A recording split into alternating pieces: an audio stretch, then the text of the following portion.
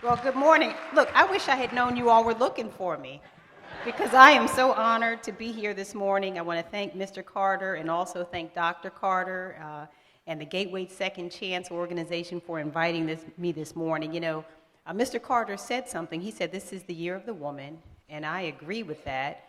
But I have to also tell you that this is the year, the day, the week, and the hour of the Lord. And I am just so honored to have a chance to be here this morning. I want to thank God for this opportunity, and I am joy-filled today. And you may say, well, why are you joy-filled? Well, the truth of it is I have never seen March 2nd, 2019 before. I don't know whether anyone else in here has ever seen it before, but I am just grateful that God has given me yet another chance to be here and to do this work that I love so very, very much. And so I'm here this morning to join you in prayer. I want to add my prayers to so many in this room for the young men who we have come here not only to support but to celebrate. And when you ask me why we celebrate, well, these are the rightful heads of our community.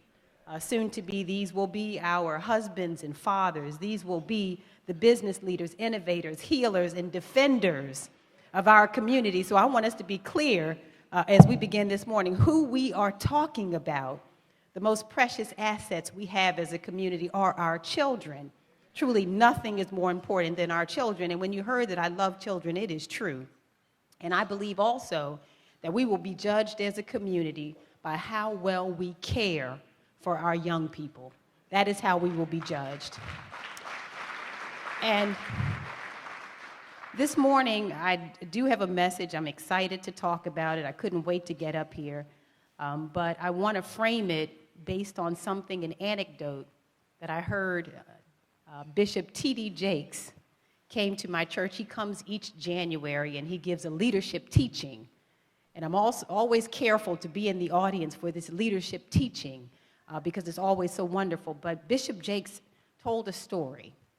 And the story that he said, told us, he said, I'm a little ashamed to even share this story with you.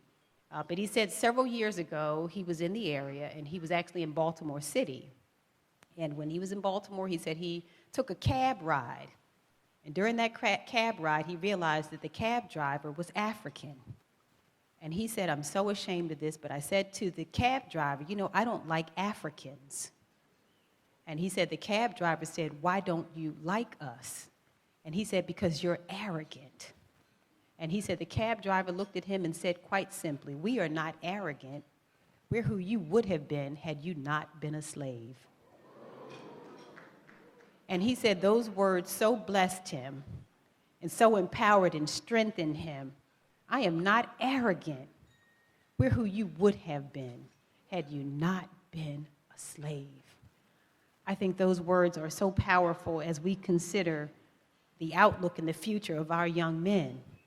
And what Bishop T.D. Jakes explained simply in his message is the original us, the original man, the original young men, who we were designed to be before the hurt, before the devastation, before the emasculation, before the oppression.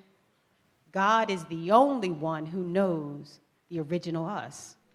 He knows who our young men were designed to be, the original young men. It's so important for us as we consider our young men who have been oppressed. And I would dare say there is no group of people in America who have been victimized quite like African-American men, who have been treated the way that they have. And the question is, for our young men in their circumstances, how do we keep them on the path moving forward? Well, I go back to what Bishop Jakes said, and there are some points that I would like to make. And it is that we are so clear, even though our young men may not always know, because it's difficult to know in your youth who you are designed to be. But it's clear who they are. God said so. And he said so in Jeremiah 29:11, very plainly. I know the plans I have for you. Plans to prosper you and not to harm you. Plans to give you hope and a future. God said it. He didn't say the plan was to devastate you, to incarcerate you, to cause you to be addicted to drugs and to be out of your mind. He didn't say any of those things. God said, I have a plan to prosper you. And so he has told us very clearly who we are and who our young men were originally designed to be, conquerors and those who will be successful.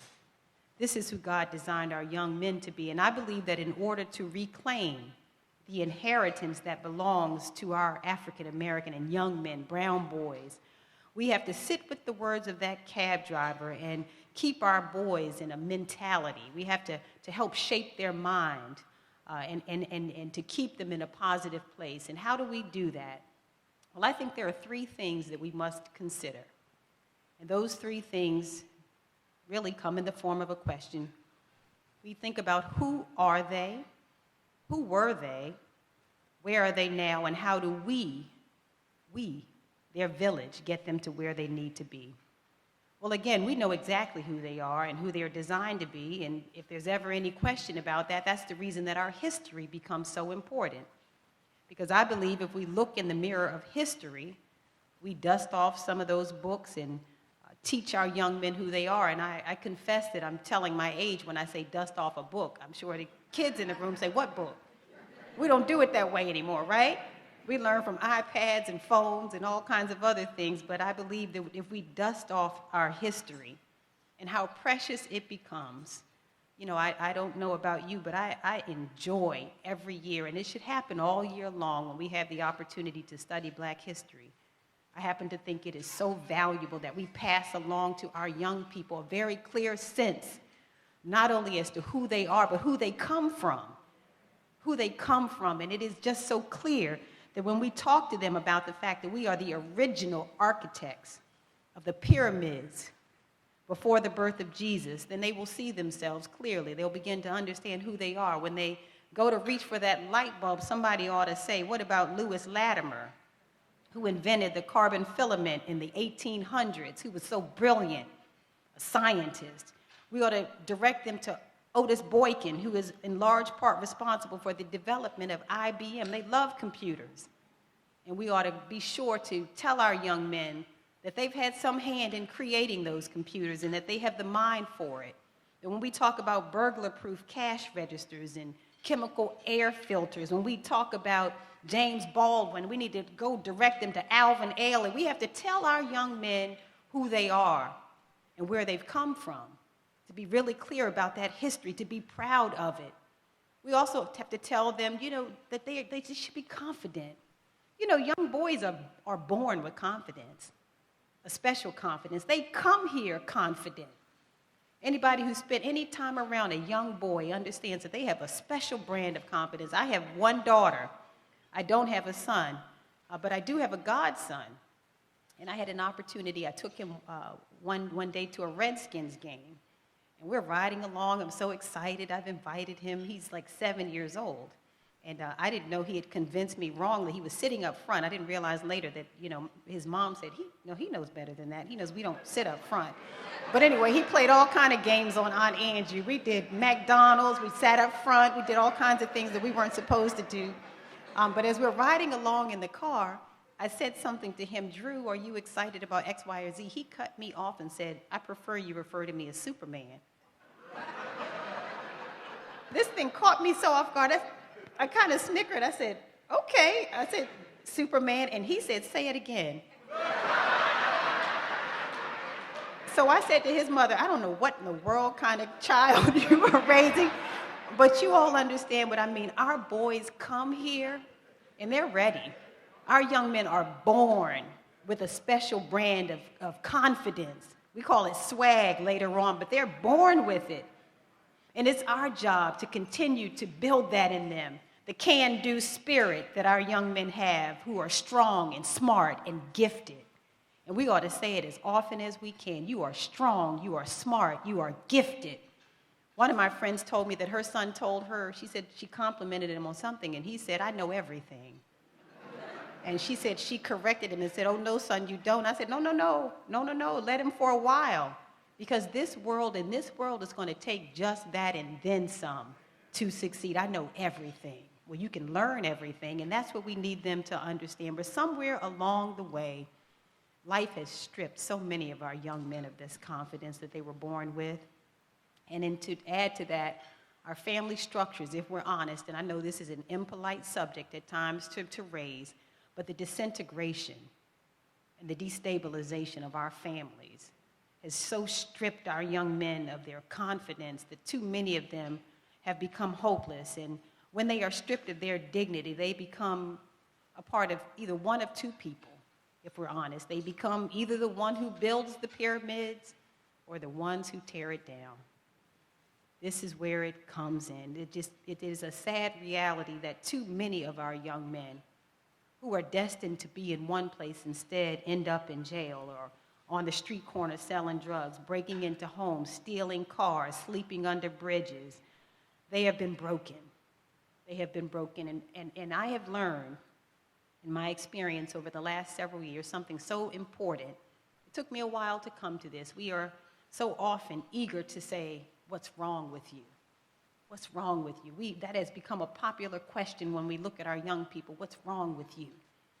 And I've been educated to understand in my work previous to this when a state's attorney that the appropriate question is not what's wrong with you, it's what happened to you. What happened to you?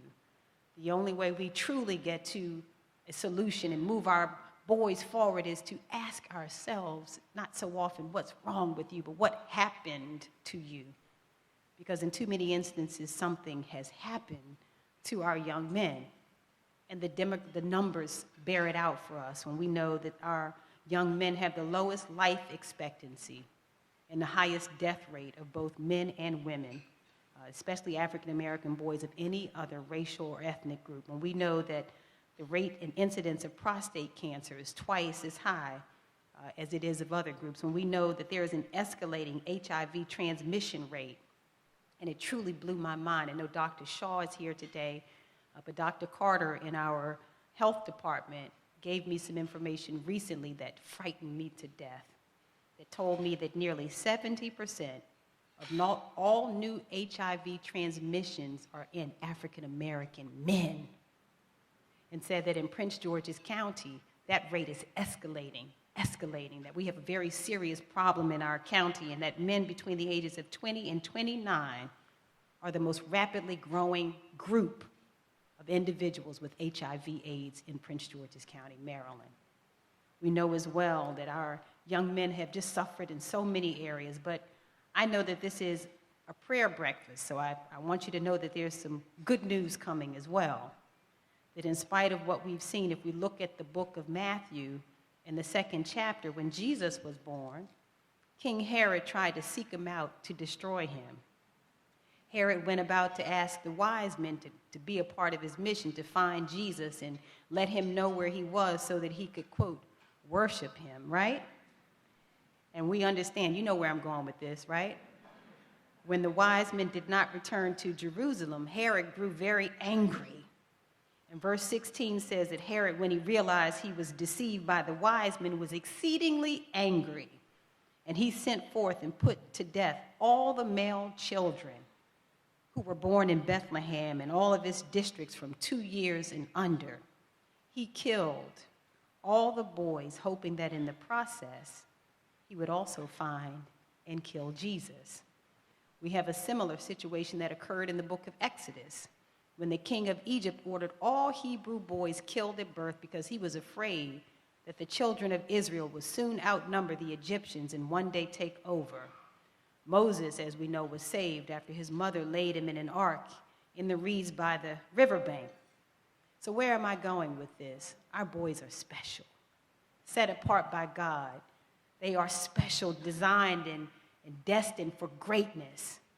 And it's not just that we understand this, the world understands how valuable they are. They are a special commodity, destined for great things. And the only thing that can hinder them is if the enemy attacks them, these special ones who have been killed and slaughtered and oppressed. And so we must understand and continue to keep our young men in their rightful place. How do we do that? These precious, precious men in our community. Well, I have to tell you, Dr. King said it when he said, "Nothing in all the world is more dangerous than sincere ignorance and contentious stupidity." We have to double down and educate our young men. We have to treat the education of our children like our lives depend on it, because it does. There is nothing, there's no substitute for a strong education. It is the great elixir, and it is also the great civil rights issue of our day. And we have to fight anyone who comes between our young men and their education, and all of our children and their education. We have to treat like an arch enemy anyone who gets in the way of us educating our children.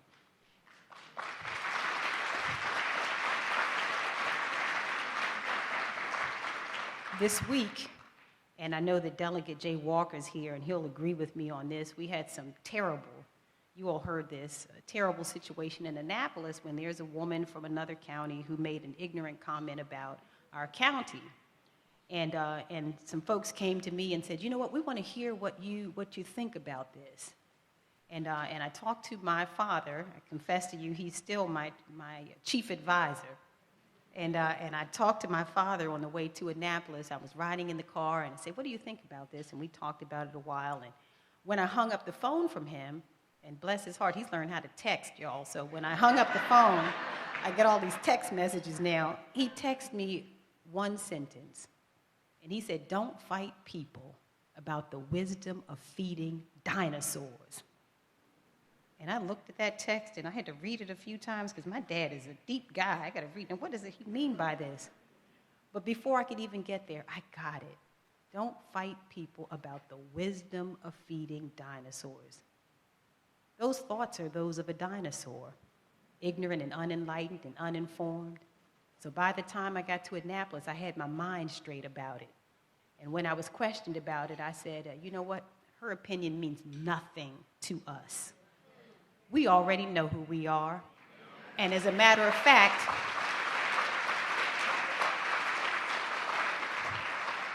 I don't care to get distracted. We have some serious business happening here in Annapolis, and anyone who cares truly about equity would fund the education of my children. Where's my money? And the people who came with me from my office said, no, you didn't. They said, did you get before the microphone and say, where's my money? And that's exactly what we meant. Where is the money to invest in the education of our children? Don't distract me with the word. She lives 100 miles away. I care less what she has to say about us. We already know who we are. Now, she should resign or be fired by the people who hired her, but I didn't hire her. I don't have anything to do with her being there, but I do have something to do with the future of our children.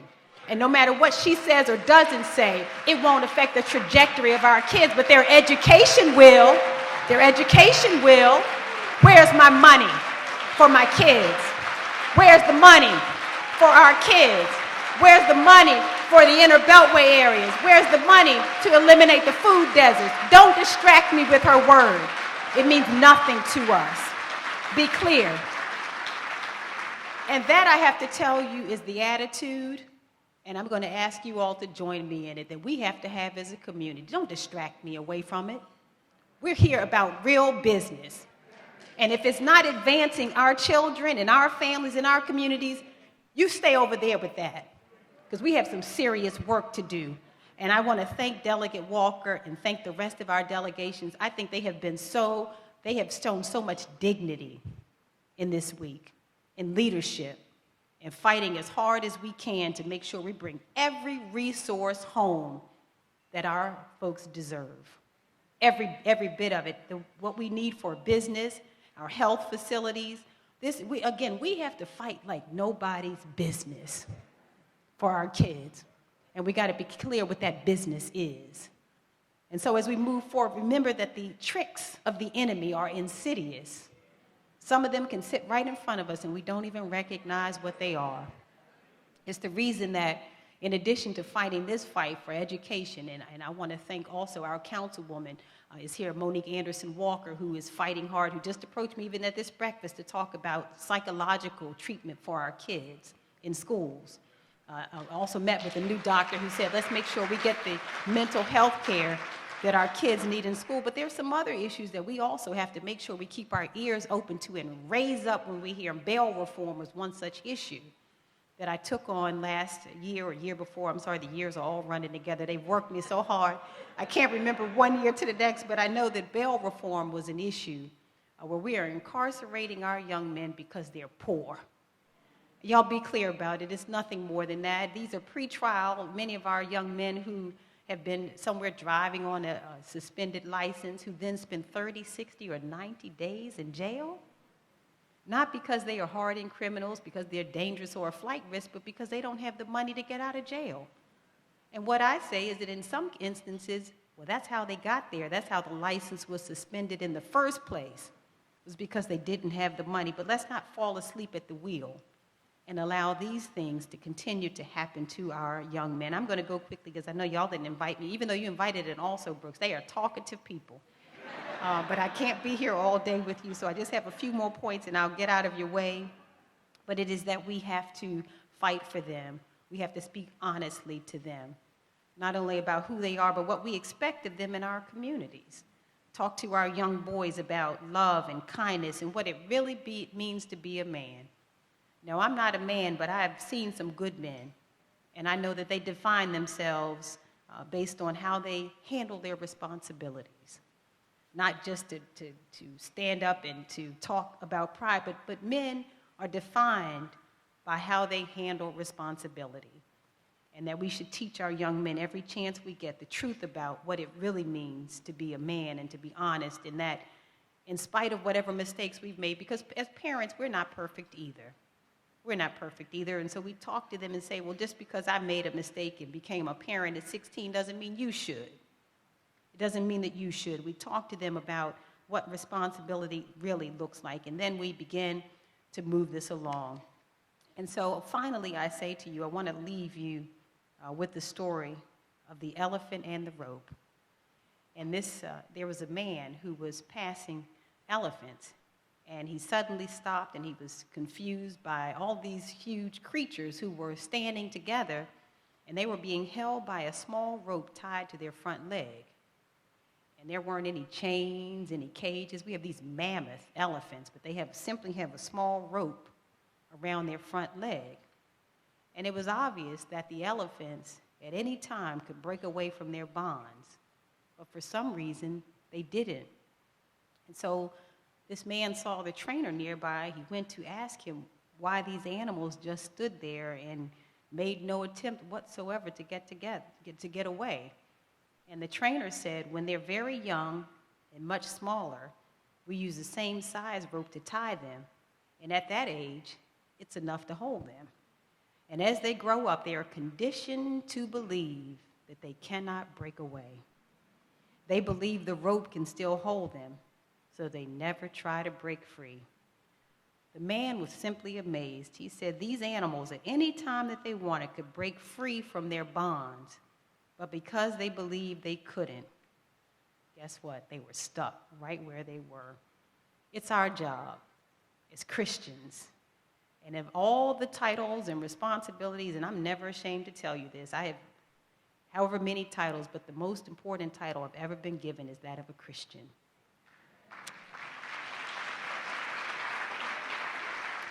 And I believe that as a community, it is our responsibility to ensure that our boys understand that they can break free of whatever holds them back on any given moment, that they can reach for the stars, and that they have a God-given right to succeed in this life, and that if they follow his words and walk in his steps that have already been ordered for them, there is absolutely nothing that can hold them back.